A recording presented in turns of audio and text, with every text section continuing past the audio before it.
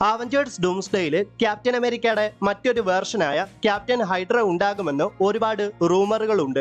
MCUവിൽ എങ്ങനെയാകാം captain America captain hydra ആവുന്നതെന്ന് നമുക്കൊന്ന് നോക്കിയാലോ. ഞാൻ ഈ പറയാൻ പോകുന്നത് അവഞ്ചേഴ്സ് ഡൂംസ്ഡേയെ ചുറ്റിപ്പറ്റിയുള്ള വെറും തിയറി മാത്രമാണ്. ക്യാപ്റ്റൻ അമേരിക്ക ക്യാപ്റ്റൻ ഹൈഡ്ര ആകുമെന്നുള്ളതിന്റെ ഒരു ചെറിയ സൂചന മാർവൽ സ്റ്റുഡിയോസ് ഓൾറെഡി തന്നെ അവഞ്ചേഴ്സ് എൻഡ് ഗെയിമില് നമുക്ക് നൽകിയിട്ടുണ്ടായിരുന്നു.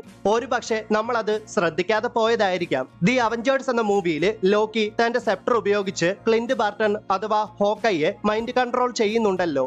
അവഞ്ചേഴ്സ് എൻഡ് ഗെയിമില് ടൈം ട്രാവൽ ചെയ്ത് പാസ്റ്റിലേക്ക് പോയ ക്യാപ്റ്റൻ അമേരിക്ക ഇങ്ങനെ പറഞ്ഞിട്ട് ഹൈഡ്ര ഏജൻസിന്റെ പക്കൽ നിന്ന് ലോക്കിയുടെ സെപ്റ്റർ കൈക്കലാക്കുന്നുണ്ട്. അതിനുശേഷം ക്യാപ്റ്റൻ അമേരിക്ക തന്റെ പാസ്റ്റിലെ വേർഷനായ ക്യാപ്റ്റൻ അമേരിക്കയുമായിട്ട് ഫൈറ്റ് ചെയ്യേണ്ടി വരികയും അവസാനം ലോക്കിയുടെ സെപ്റ്റർ ഉപയോഗിച്ച് പാസ്റ്റിലെ ക്യാപ്റ്റൻ അമേരിക്കയുടെ വേർഷനെ ബോധരഹിതനാക്കുകയും ചെയ്യുന്നുണ്ട്. ലോക്കിയുടെ സെപ്റ്ററിലുള്ളത് മൈൻഡ് സ്റ്റോൺ ആണ്.